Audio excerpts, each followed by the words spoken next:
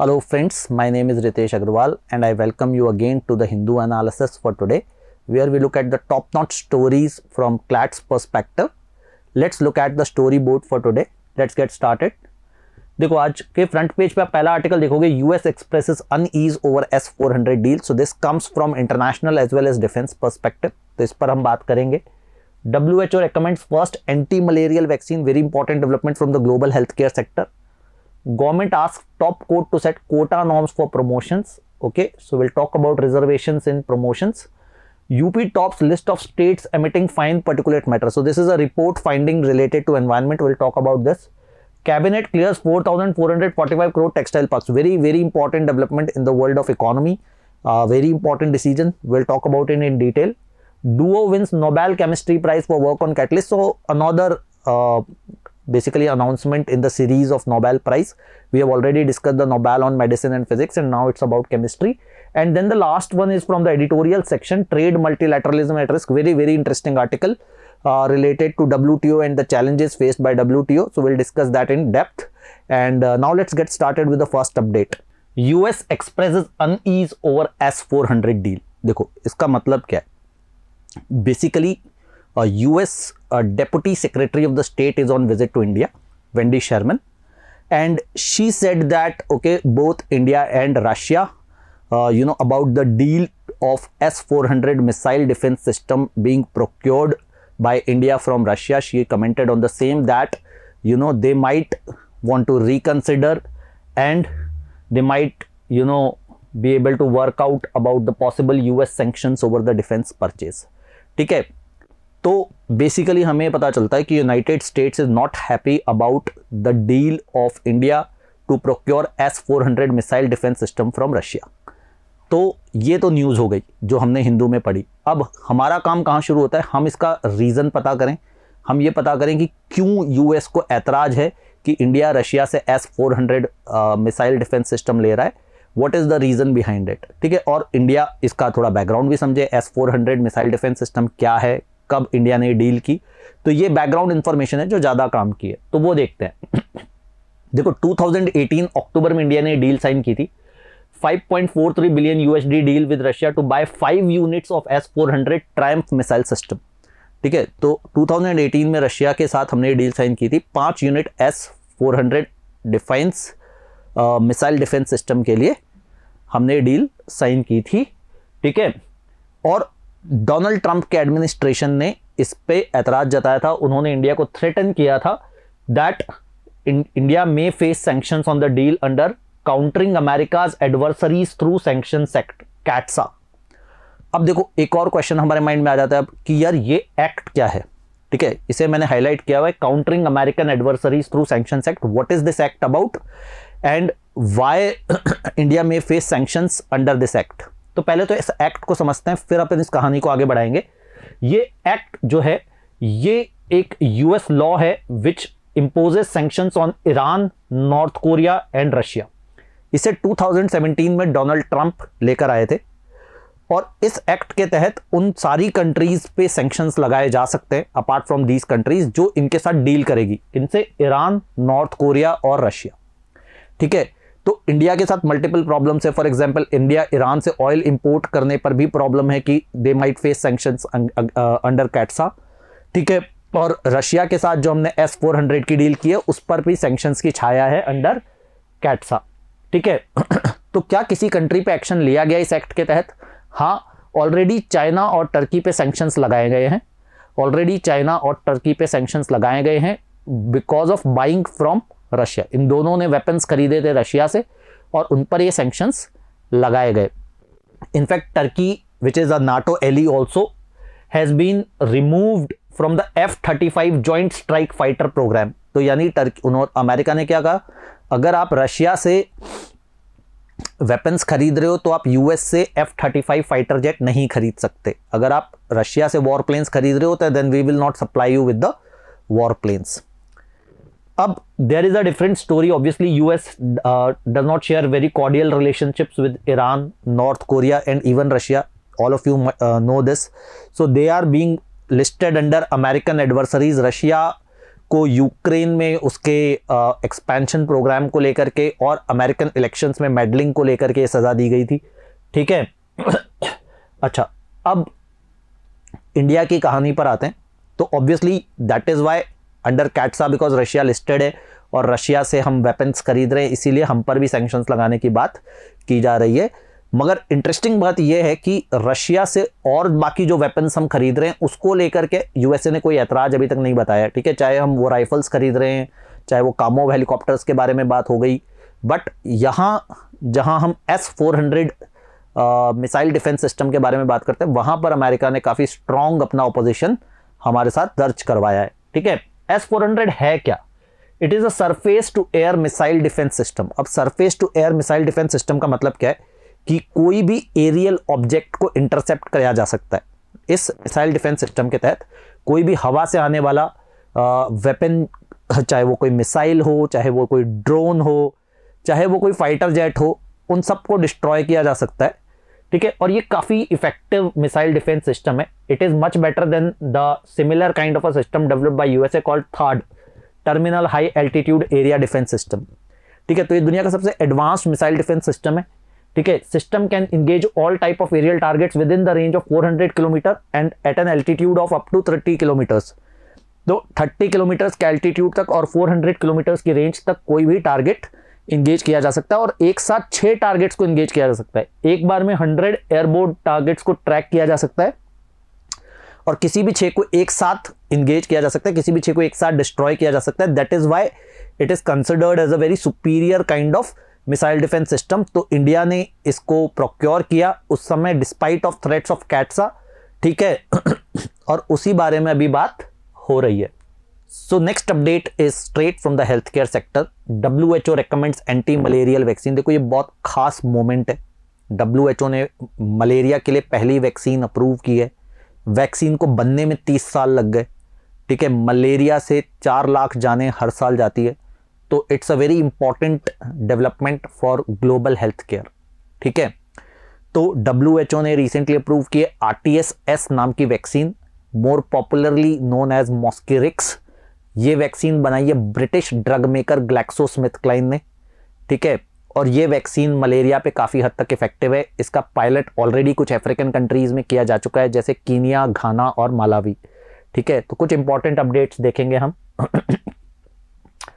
So WHO allowed the wide spread use of world's first vaccine against malaria, ठीक है। Vaccine का नाम क्या है? RTS-S, ठीक है। और इसको अप्रूवल मिल गया है अफ्रीका और अफ्रीका के बाहर टेस्टिंग का, मतलब एक्चुअली वैक्सीनेशन का, नॉट जस्ट टेस्टिंग तो चल ही रही थी, ठीक है। It is developed by British drug maker GlaxoSmithKline, जैसा कि मैंने बताया, and is known by its brand name of Mosquirix. Already pilot project Ghana, Kenya और मालावी में हो चुका है, जिसमें 8 लाख से ज़्यादा बच्चों को ये वैक्सीन लगाई जा चुकी है और अच्छा रिजल्ट इसका आया है, ठीक है। तो malaria is one of the primary cause of childhood illness and death in सब सहारन अफ्रीका। जैसे मैंने कहा कि मलेरिया पूरी दुनिया भर के लिए एक बहुत बड़ी समस्या है, और अफ्रीका में तो primary cause of child death है, ठीक है। तो वहाँ पे लिए तो और भी ज़्यादा रेलेवेंट हो जाता है। वैक्सीन बनाने में हमें तकरीबन 30 साल लग गए। So it's a boon which is come after a long wait, ठीक है। Vaccine acts against Plasmodium falciparum. देखो, अपन सबको ऐसा पढ़ाया गया है, सबको याद होगा कि मॉस्किटो जिसका कैरियर होता है वो फीमेल एनोफिलीस होता है ना। फीमेल एनोफिलीस के काटने से मलेरिया फैलता है, ये तो सबको पता है। फीमेल एनोफिलीस कई तरह के पैरासाइट्स कैरी करता है, और उनमें जो प्रोमिनेंट पैरासाइट होता है उसे प्लाज्मोडियम फैल्सीपैरम कहते हैं। और ये वैक्सीन जो है वो उसी पर्टिकुलर पैरासाइट पे अटैक करता है। That is why it is very effective, ठीक है। तो ये एक इंपॉर्टेंट अपडेट हेल्थ केयर के सेक्टर से आज हमने समझा, ठीक है। अब हम देखते हैं next update. Government asked top court to set quota norms for promotions. देखो, बेसिकली क्या हुआ है, तो जो अटॉर्नी जनरल ऑफ इंडिया है मिस्टर के वेणुगोपाल, इन्होंने सुप्रीम कोर्ट में कहा कि जो ग्रुप ए जॉब्स हैं सेंट्रल गवर्नमेंट में, वहाँ पर SC ST का रिप्रेजेंटेशन उतना नहीं है। वहाँ पर जो है आप देखते हैं कि उतना ज़्यादा इनका पार्टिसिपेशन नहीं है। तो उन्होंने कहा कि क्यों ऐसा नहीं है, क्योंकि प्रमोशंस नहीं हो पा रहे हैं। तो उन्होंने कहा कि supreme court should setup guidelines for promotion, should setup benchmarks for promotions, ताकि उनका भी रिप्रेजेंटेशन ग्रुप ए जॉब्स में हो पाए, ठीक है। तो attorney general K Venugopal said it was tough for members of SC/ST to reach out group A category jobs and they urged the Supreme Court to draw the basis for reservation in promotions for SC/ST candidates to fill up vacancies in top jobs, ताकि top jobs में भी एक broad representation देखने को मिले। ठीक है, next update देखते हैं, ये एनवायरनमेंट के एरिया से है कि उत्तर प्रदेश जो है, देखो अभी एक रिसर्च स्टडी की गई और उसमें यह पाया गया कि सबसे ज़्यादा पोल्यूशन फैलाने वाला स्टेट जो है, जहां सबसे ज़्यादा पोल्यूशन है, वो उत्तर प्रदेश पाया गया। ठीक है, उत्तर प्रदेश में जो पार्टिकुलेट मैटर 2.5 है वो सबसे ज़्यादा पाया गया और उसका रीज़न ये बताया गया कि Uttar Pradesh is the state with the highest population और मेन जो पार्टिकुलेट मैटर का सोर्स है वो है सॉलिड फ्यूल, कि घरों में खाना बनाने के लिए सॉलिड फ्यूल लकड़ी का इस्तेमाल किया जा रहा है। इस तरह के जो प्रॉपर कंबस्टन जिनका नहीं हो पाता है उस तरह के फ्यूल का इस्तेमाल किया जा रहा है and that is Y Uttar Pradesh में सबसे ज़्यादा पोल्यूशन है। ठीक है, तो यहां आप देख सकते हैं Uttar Pradesh is the largest emitter of PM 2.5 which is particulate matter 2.5 according to a report by council on energy environment and water. Emissions are largely from solid fuel and because Uttar Pradesh is India's most popular states, बहुत ज्यादा house holds हैं, obviously बहुत ज्यादा house holds फिर बहुत ज्यादा solid fuel use कर रहे हैं विच इज लीडिंग टू बहुत ज्यादा पोल्यूशन। ठीक है, अब इसका थोड़ा बैकग्राउंड अपन समझते हैं। इंडिया के पास already there is a mission called national clean air campaign. ये जो मिशन है ये लॉन्च किया गया था 2019 में और इस मिशन ने 2 इंपॉर्टेंट टारगेट्स और यार्डस्टिक्स लगाई है। इन्होंने पहले बात तो क्या है कि 122 ऐसे शहर जो सबसे ज़्यादा पोल्यूटेड है वहाँ पर पोल्यूशन रिड्यूस करना है बाय 2024। तो इन्होंने कहा है कि 122 शहर हमने चुने जहाँ पर हमें पोल्यूशन रिड्यूस करना है बाय 2024। कितना पोल्यूशन रिड्यूस करना है? 20 to 30% reduction in the particulate matter 10 and particulate matter 2.5। तो इसको कहते हैं कोर्स और फाइन। पार्टिकुलेट मैटर 10 मतलब कोर्स, जो थोड़े से मोटे पार्टिकल्स हैं, और 2.5 मतलब बिल्कुल जो छोटे छोटे फाइन पार्टिकल्स हैं। इन दोनों को कम करना है बाय 20 to 30% बाय 2024। ठीक है, 2017 के लेवल से हमने 2017 को बेस ईयर माना है, उसके लेवल से हमें 20 to 30% कम करना है बाय 2024 इन दीज 122 सिटीज़। ठीक है, तो ये नेशनल क्लीन एयर कैंपेन है और इसके लिए इन्होंने कहा है कि भाई हमारे पास डेटा तो होना चाहिए ना कि हर स्टेट में कौन से कौन किस तरह का पोल्यूशन है। तो इस रिपोर्ट ने वही सब करने की कोशिश की और इस रिपोर्ट से जो डेटा निकल के आया उसके हिसाब से Uttar Pradesh is the largest pollution emitter state in the India. अच्छा, अब देखो बिजनेस वर्ल्ड से, इकोनॉमिक्स की दुनिया से एक बहुत इंपॉर्टेंट अपडेट आया। Cabinets clear 4,445 crore textile parks. तो गवर्नमेंट ने एक स्कीम निकाली मित्रा पार्क्स। ठीक है, मित्रा पार्क्स का फुल फॉर्म क्या है?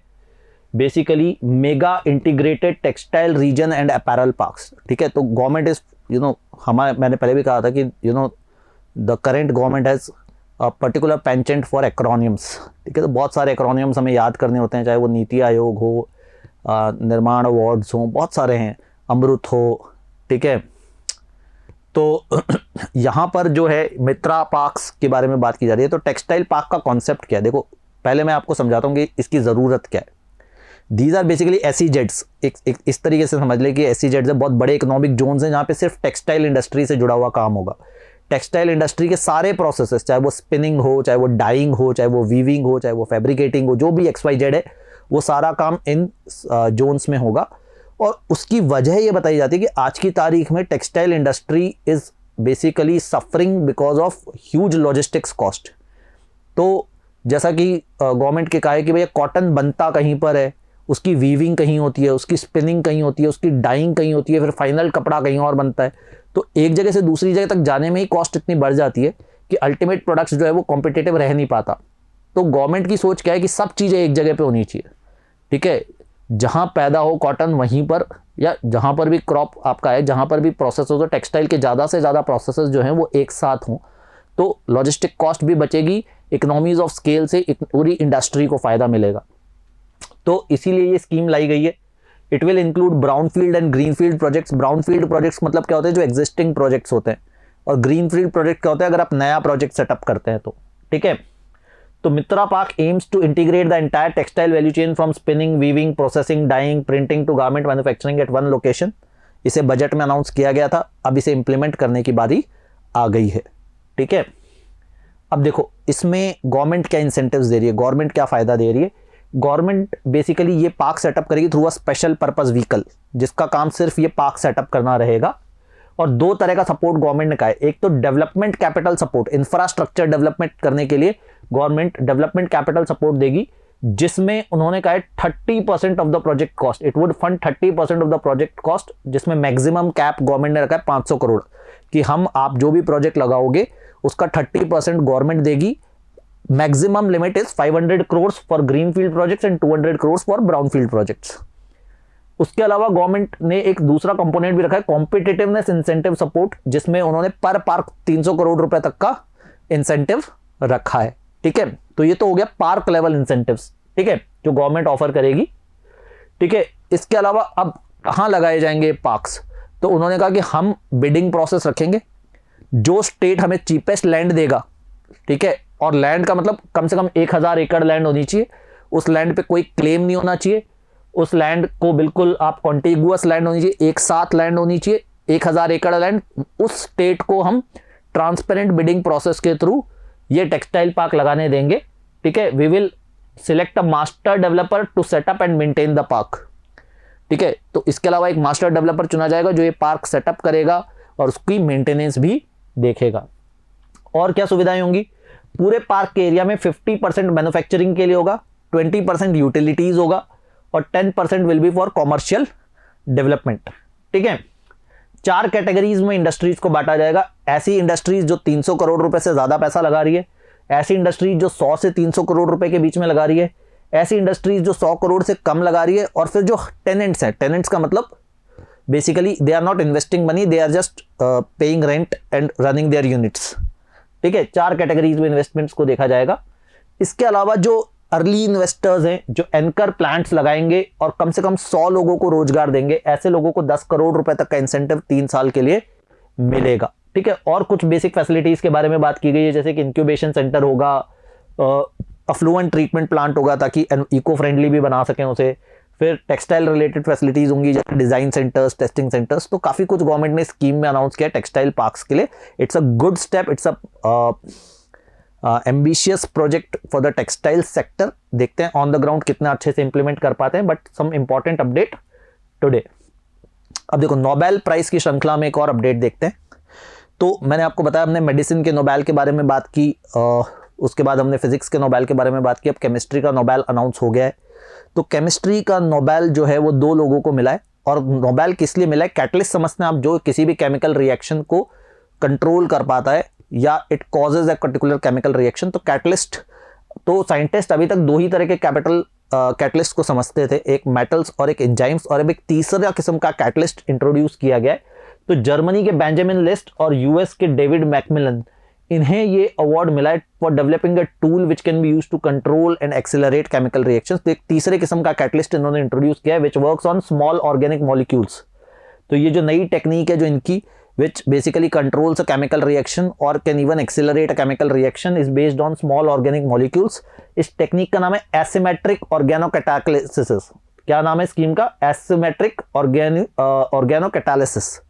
ठीक है, so this scheme basically helps to control and basically monitor a chemical reaction, जिसके लिए इन्हें केमिस्ट्री का नोबेल दिया जा रहा है इस साल का। अगेन मैं आपको फिर से दोहरा रहा हूँ, नोबेल पे ऑलरेडी हमारी बात हुई है, अगर आप पिछले 2 वीडियोस देखेंगे तो मैंने क्या कहा, आपका जो नोबेल का नोट है उसमें 3 हिस्से होने चाहिए।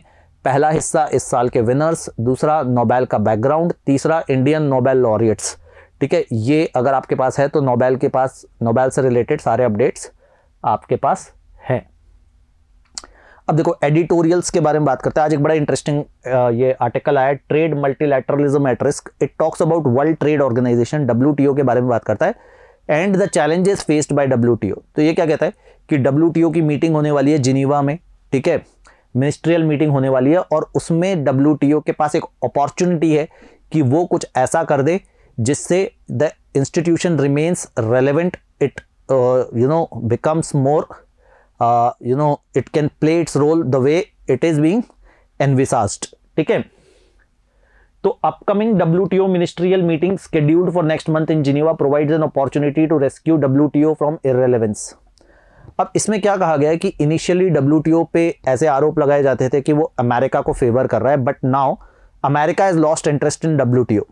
तो क्यों America has lost interest in WTO? Because actually बहुत सारे ट्रेड डिस्प्यूट्स में अमेरिका को हार फेस करनी पड़ी है, ठीक है।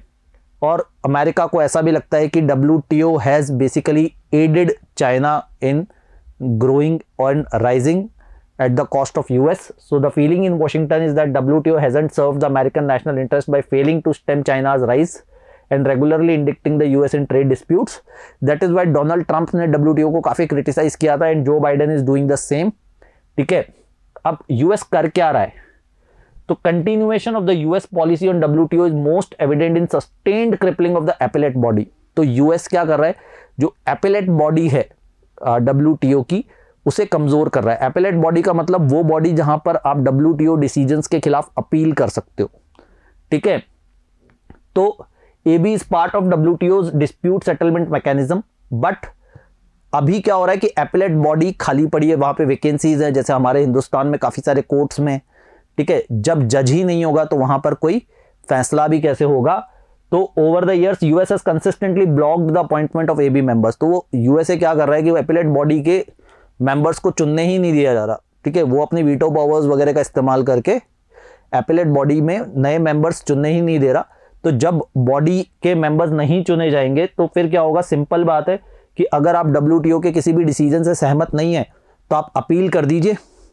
अब जब तक अपील रहेगी तब तक वो डिसीजन इंप्लीमेंट हो नहीं सकता, और अपील रहेगी क्योंकि कोई अपील को सुनवाई करने वाला वहाँ है ही नहीं, है ना, जब ट्रिब्यूनल ही खाली पड़ा है। तो that is what US is doing, which is basically blocking the working of world trade organization, ठीक है। इसके अलावा ऑथर ने 4 और चैलेंजेस के बारे में बात किया जो WTO को फेस करना है। पहला, no solution is been found to public stock holding for food security purposes. देखो बेसिक कॉन्सेप्ट क्या है इसका, ध्यान से समझना। WTO के रूल्स ये कहते हैं कि अगर कोई कंट्री फूड को स्टॉक करती है, जैसे कि इंडिया भी करता है, उस केस में and it basically buys food grains at an administered price, not a market driven price but an administered price, ठीक है। जैसे हमारी गवर्नमेंट का एक मिनिमम सपोर्ट प्राइस का कॉन्सेप्ट है कि वो फार्मर्स से मिनिमम सपोर्ट प्राइस पे क्रॉप्स प्रोक्योर करेगी, and if the administered price is greater than the market price, ये क्या कहता है? If the administered price such as MSP is higher than the external reference price, then the budgetary support should be considered trade distorting and subject to an overall cap। मतलब इसको फिर हम कहते हैं ट्रेड डिस्टॉर्शन। WTO कहता है कि फिर ये ट्रेड डिस्टॉर्शन है, अगर आप एक्सटर्नल प्राइस से ज्यादा प्राइस पे करके अपने फार्मर्स से फूड ग्रेन्स ले रहे हो तो देन इट्स डिस्टॉर्टिंग ट्रेड, और इस पर एक कैप होना चाहिए कि भाई इससे ज्यादा प्राइस आप पे नहीं कर सकते, ठीक है। क्योंकि मार्केट तो WTO का तो पूरा कॉन्सेप्ट फ्री मार्केट कॉन्सेप्ट है ना, कि भाई जो मार्केट ड्रिवन प्राइसेस हैं वो होने चाहिए, आप उससे ज्यादा प्राइस पे कर रहे हो तो then you are leading to a trade distortion and there has to be a cap on it, ठीक है, जिससे इंडिया को नुकसान हो सकता है। बट अभी तक ये जो डिसीजन है वो पास नहीं हुआ है, एंड ऑथर कह रहा है कि इस डिसीजन को WTO को इस मीटिंग में पास कर देना चाहिए।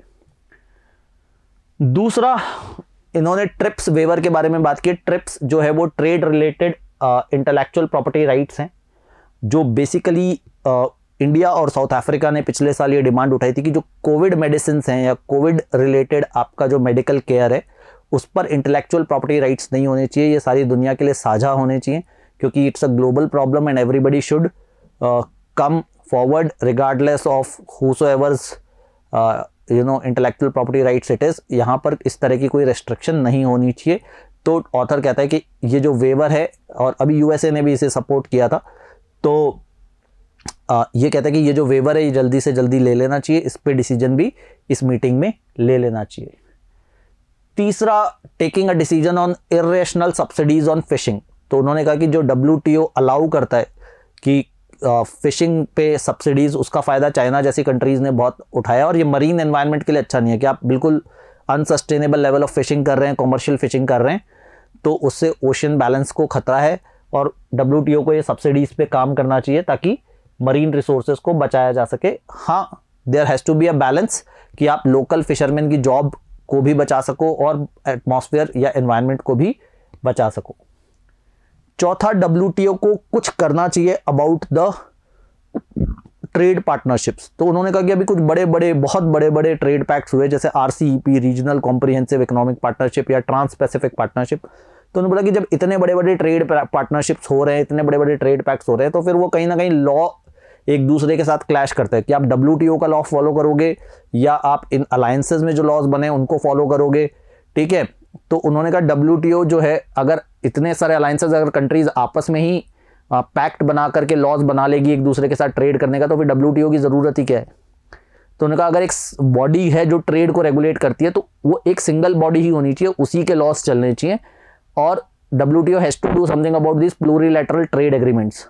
लास्ट में एक ऑथर ने कमेंट किया है जो मैंने यहाँ पे PPT में इंक्लूड नहीं किया, बट उन्होंने कहा भी ऐसी बहुत सारी कंट्रीज है, जैसे इंडिया भी है, which is not a part of plurilateral trade agreements, जो इन बड़े बड़े एग्रीमेंट्स का पार्ट नहीं है, और उनके लिए WTO इज़ द लास्ट उम्मीद। भाई अगर उनको लगता है कि दुनिया में कोई ट्रेड इम्बैलेंस है तो वो किसके पास जाएंगे, तो उनको WTO की उम्मीद है। तो WTO has to stay relevant for these economies to prosper, ठीक है। एंड दैट इज़ वाई जो है ये मान लीजिए कि survival of WTO is important for all these countries. चलिए, ये तो बात हो गई स्टोरीज़ की। अब बात करते हैं अपन Q&A की, क्वेश्चंस एंड आंसर्स की। तो कल मैंने आपसे क्वेश्चन पूछा था, कल हम फेसबुक के बारे में बात कर रहे थे, और मैंने आपसे पूछा था कि फेसबुक के जो कंपनी हैं उसके चीफ कौन हैं, उनके हेडक्वार्टर्स कहाँ पर है, और आप लोगों ने जवाब दिया कैलिफोर्निया में हेडक्वार्टर्स हैं, मार्क जकरबर्ग चीफ हैं, ठीक है। हमने कल डिस्कस किया था व्हाट्सएप, इंस्टाग्राम, फेसबुक सब उन्हीं की कंपनीज़ हैं, ठीक है। तो ये हमने कल बात की थी, और आज जो है वो आज हम WTO के बारे में बात कर रहे थे। तो आज का जो क्वेश्चन है वो हम WTO पे फ्रेम करते हैं। आज थोड़ी सी रिसर्च वर्ल्ड ट्रेड ऑर्गेनाइजेशन पे करते हैं, कब एस्टैब्लिश हुआ था, कहाँ पे हेडक्वार्टर्स हैं, चीफ कौन है। ये 2-3 बेसिक क्वेश्चंस आप अपने कमेंट सेक्शन में आंसर कर सकते हैं, ठीक है। देखो, इंटरेस्टिंग बात होती है, अगर आप कमेंट सेक्शन को भी पढ़ लेते हैं तो उसमें काफ़ी कुछ आपको इन्फॉर्मेशन मिल जाती है, ठीक है। तो कल फिर कुछ और स्टोरीज़ के साथ बात करेंगे, और till then take care, goodbye and keep reading.